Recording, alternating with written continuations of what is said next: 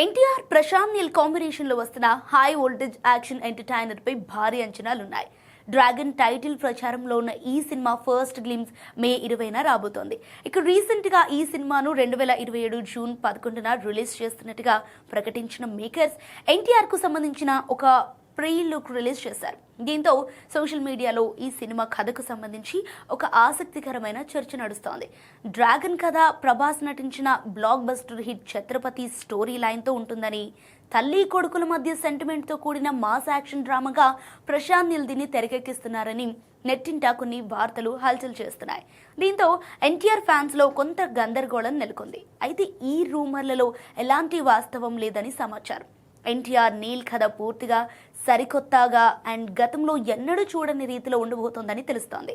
ఇక ప్రశాంత్ నీల్ తనదైన మార్క్ ఎలివేషన్స్తో ఎన్టీఆర్ను ఒక పవర్ఫుల్ పొలిటికల్ లీడర్గా లేదా ఒక డార్క్ యాక్షన్ పాత్రలో చూపించబోతున్నట్టుగా సమాచారం. అంతే తప్ప ఛత్రపతి స్టోరీకి దీనికి ఎలాంటి లింక్ లేదని టాక్. అయితే ఈ సినిమా షూటింగ్ షెడ్యూల్ శరవేగంగా జరుగుతుండగా 2 భాగాలుగా తెరకెక్కిస్తున్నట్టుగా తెలుస్తోంది.